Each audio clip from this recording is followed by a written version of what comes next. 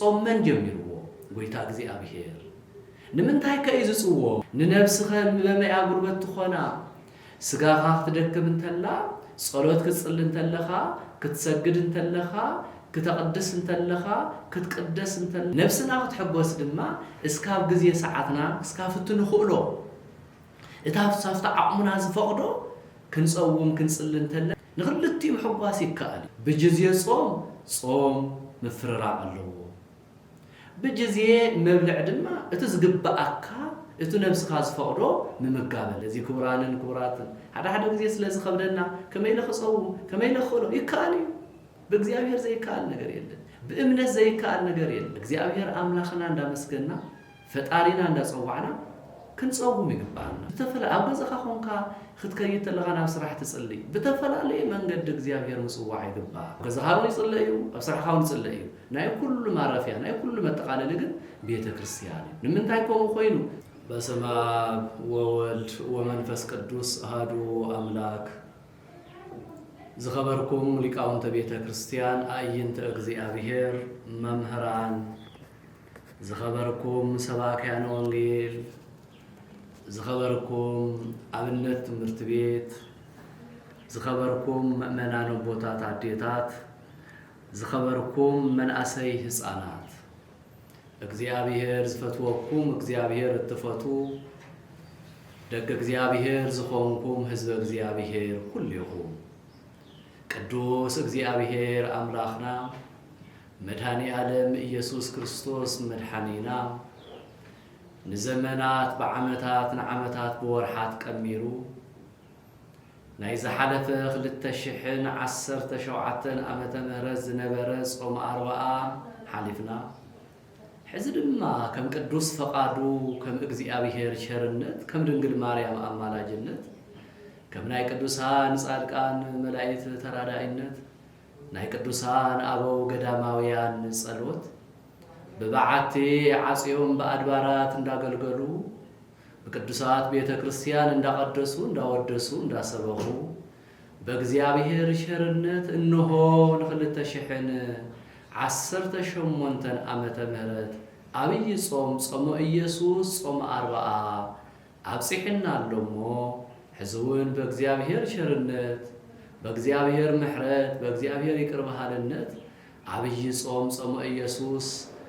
ጨርሽና ናብ ብርሃነ ትንሣኤውን ኸብጽሐና ዋዜማ ናይ አብይ ጾም ኢየሱስ መእተው ኾይድና ኢና ጻውዒትና ንቀርብ ዘለና ንዑ ደቀ እግዚአብሔር ናብ እግዚአብሔር ንዑ ደቀ እግዚአብሔር ናብ እግዚአብሔር ትርጉሙ ደቀ እግዚአብሔር ዝኾንኩም ሰባት ናፍቱ እግዚአብሔር ዝኾነ ፈጣሪኹም ንዑ ይብለና ኣሎ አምላኽና ተመለሱ ናብ ምግባረ ሰናይ ይብለና ኣሎ ፈጣሪና ወፈድፋደስ በዓብይ ጾም ስለዝኾነ ስለዚ ናይ እግዚአብሔር ጻውዒት አኽቢርካ ናብ ናይ እግዚአብሔር ገዛ ምምጻእ ቅድስና ንጽህና ትሕትና በጎ ነገር ቸርነት ምሕረት ይቅርባሃልነት ስለዝኾነ እዚ ኩሉ ዝቆጸርክዎ ድማ በዓል ገንዘብ ዝኾነ እግዚአብሔር አምላኽና ኢየሱስ ክርስቶስ ስለዝኾነ ንዑ አብይ ጾም አትየሎሞ ናፍታ ቅድስት ቤተ ክርስቲያን ሙራደ ቃል ምዕራገ ጸሎት ቅዱስ ስጉኡ ዝፍተተሉ ክቡር ደሙ ዝቅድሐላ ቅድስት ቤተ ክርስቲያን አዴኻም አዴና ንዑ ናብ እግዚአብሔር ኢለ ጻውዒተ ይቐርበለኹ ብጎይታ በአምላኽና በኢየሱስ ክርስቶስ ስም ዝኸበርኩምን ዝኸበርክንን ኩልኹም ደቀ እግዚአብሔር ሎማዓንቲ እንመኻኸረሉ ጻውዒት ኮይኑ ናይ ጻውዒትና ርእሲ እንገብረሉ ኣብ ናይ ማቴዎስ ወንጌል ምዕራፍ 4 ቁጽሪ 2 ዘሎ ኃይለ ቃል እዩ ንሱውን ከምዚ ይብል ክቡራንን ክቡራትን ደቀ እግዚአብሔር ኩልኹም እግዚአብሔር ዝፈትወኩም እግዚአብሔር እትፈቱ ስለና ኢሉ ቀራንዮ መስቀል ዝወዓለልና ስለና ኢሉ ናብ መቃብር ዝወረደልና ስለና ኢሉ ዝተገረፈልና ኢየሱስ ክርስቶስ ኃጢአትና ዝወሰደልና ኢየሱስ ክርስቶስ ርሳሓትና ዝሓጸበልና ኢየሱስ ክርስቶስ ድሕነት ዝኣወጀልና ኢየሱስ ክርስቶስ ይቅር ዝበለልና ጎይታ እግዚአብሔር አምላኽና ኢየሱስ ክርስቶስ ሕዝውን ንዓይ ንዓኻትኩም ንኹሌና ጾም ክንጅምር እንተለና ብቅድስና ብንጽህና ብቕንዕና ቢቅርታ ብምሕረት ክንጅምሮ ሕያው እግዚአብሔር መድኃኒት እግዚአብሔር ይቅር በሃሊ እግዚአብሔር መሐሪ እግዚአብሔር አባይ ነባኻትኩም ነው ኩሌና ዓድና ብምሕረት ኹን የና ቅዱስ ፈቃድ ይኹን እሞ ማቴዎስ ምዕራፍ 4 ቁጥሪ 2 ክርኢ እንተለና ከምዚ ይብል ናይ ጻውዒትና ርእሲ ወጾመ 40 መዓልተ و40 ሌሊተ ወእምድኅረ ዝርህበ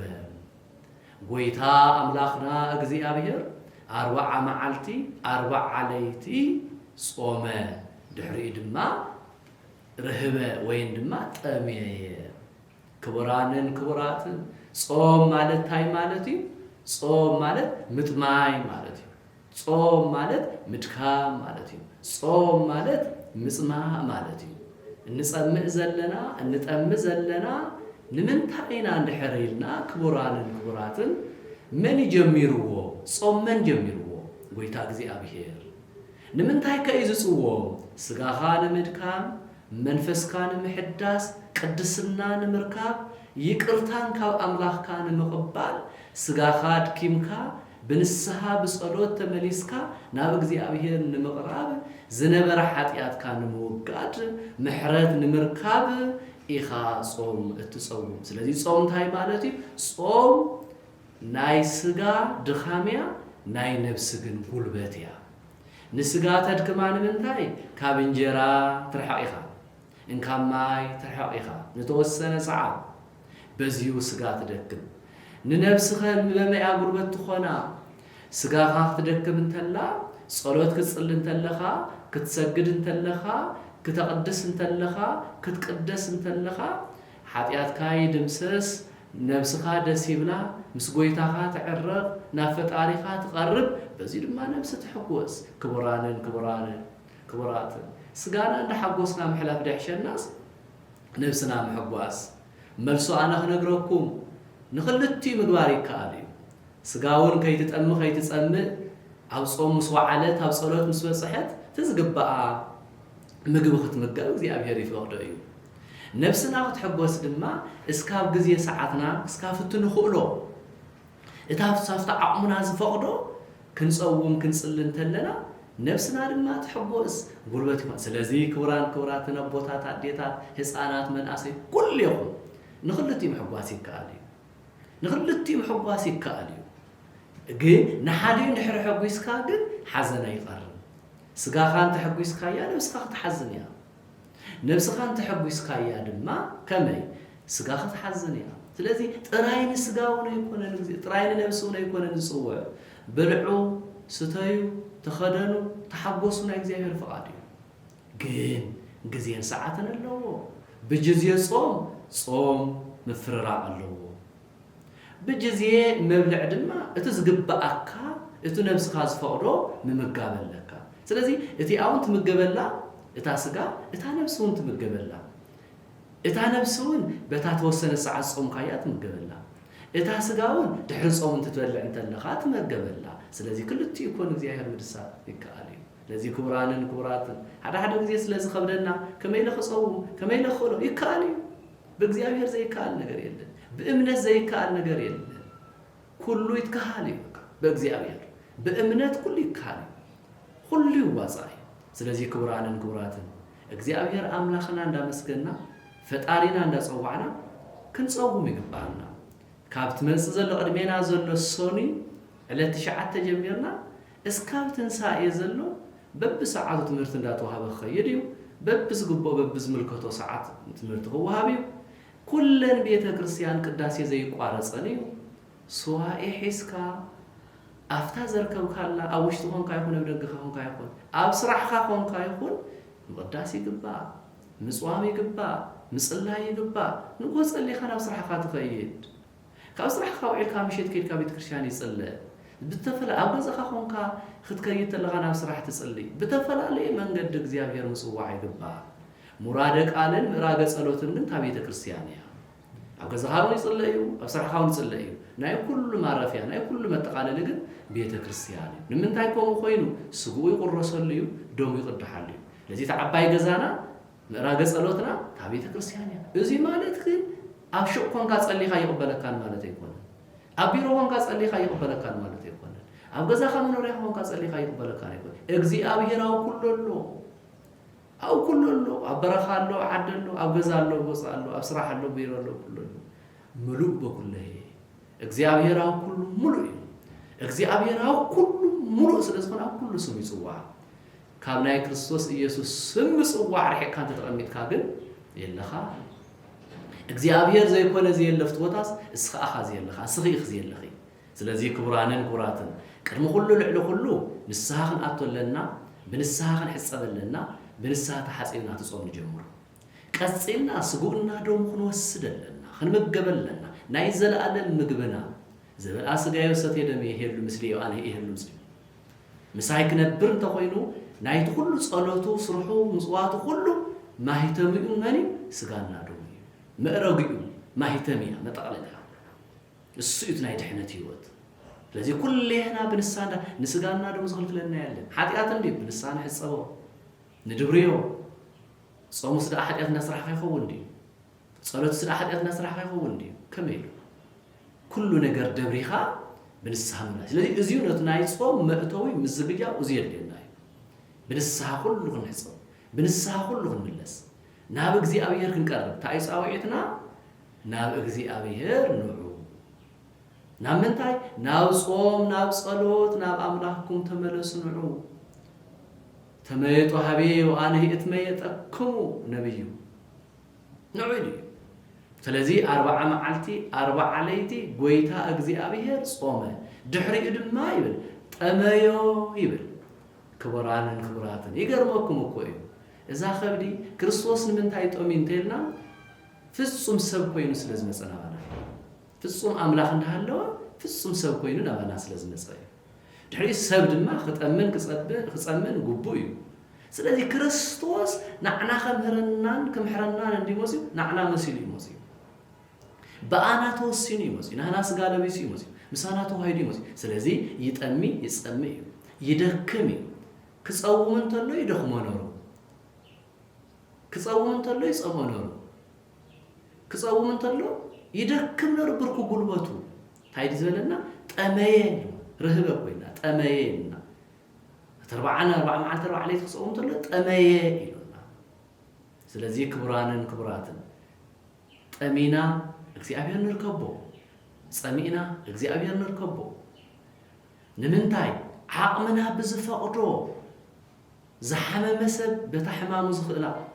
تعيز خونا سب بتعقم تفقدا صوم متحسبيا ناي كريستوسي بعلي جميريونا بعلي صيمرينا بعلي سغيدورينا بعلو يسغونا دمو تمغو بلعيلنا سغاي بلعو دمي ستوي إلنا لذي ناي كريستوس زاز كنا خبر يقبأنا نمنتاي ناوغزخون آتم انتي نمنتاي منقصة سميات كنورس انتي سلازي 40 معلتي 40 ليتي صومه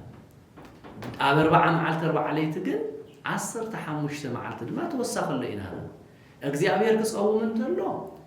40 ليتي 40 معلتي حنت ነገር ዘይተዓመዩ ንሕና ግን ቀዳም ሰንበተይ ንጾም ናይተን ቀዳም ሰንበት ተዋሲየን 15 ስለዝኾነ ንሳተን ተደሚረን ናፍታ 40 معلتي ኢና ንጾም ንሕና ድሪ ኢና ትንሳኤ ንኸው هينت ቀዳም ሰንበት ዘለዋ ኢና ተንጾም ናት ቀዳም ሰንበት ጾም ስለዚህ የለብን ጎስ ስለዚህ ለዚህ ክቡራንን ክቡራትን እግዚአብሔር አምላክና በኸምዚ መንገድ ነው ጾም ተዘጋጅና ንምሳ ፍቅሪ ሃለወና ትሕትና ሃለወና ወዲ መልሐስና ካብ ምስራፍ ይዕረፍ ህሊናና ካብ መቅያም ይውፃ ናቱ አፊ ጾም እግሪ ጾም ኢዲ ጾም እዝኒ ጾም ዓይኒ ጾም ይልወይ ንምንታይ ኢኹም ኢልዎ እንተይልኩም عينون حماق دار عينا حماق يخيد نافت حماق يخيد مالتي اقرون نافت حماق زوسد يخيد مالتي باب ايتنك اساس مالتي يكون نافت حماق بوتا مخاد اقر خاصمو نافت حماق زرأي له بوتا نعبدان بوتا مخاد عين خاصمو نافت حماق شفرات هذا سمو على بوتا اي تخيد اذن خاصمو انا او يتخيد مالتي باب اذن خان تام مسمع عين خان تام مرأي اقر خان كام مخاد نابيتك شان تملالس كويبلا وتقوم مالتي يقول خافتم حماقات نجرات كلهم أي تخيدهم صومين حزون أفنا يصوم عيننا يصوم إذننا يصوم إجرنا يصوم أف أمنبي بأكي أكوي إذن مسمي أخفو عين امرئية كفو كاب كفو امرأي نصوم سلازي نحماق كيري أننا ونصلي أفتا أو دمرت نرخب أب قدست بيتا كرسيان نرخب سقونا دوم نمجب كاب كل خرحنا نامنتي 4 معلتي 4 ليلة قويتا أيس كريستوس صومه سلازي عبي صوم نصومه عبي صوم نكتاتلو عبي صوم بسوائن حز عبي صوم نلمن عبي صوم نفتقارينا ننقرو بدنجل مريم أمالاجنت بقدسان صادقان تراداينت بእግዚአብሔር ቸርነት عدنا سلام كتركب ህይወትና ከቀደስ ኃጢአትና ከጠፍእ ኃጢአትና ከድምሰስ ንሕና ህይወት ክንረክብ ናይ ጎይታና ናይ እግዚአብሔር ናይ አምላኽና ናይ መድኃኒና ናይ ኢየሱስ ክርስቶስ ጻውዒት ስለዝኾነ ንዑ ናብ አምላኽኩ ይሞ ንዑ ናብ አብይ ጾም ጾም 40 አትየሉ ንዑ ቀረብ እዩ نقرأ نافطارينا እግዚአብሔርና ናቀርብ ምእንቲ ወስብሃት ለእግዚአብሔር ወለወላዲቱ ድንግል አሜን። ቅጽልዩ እግዚአብሔር ይባርክ።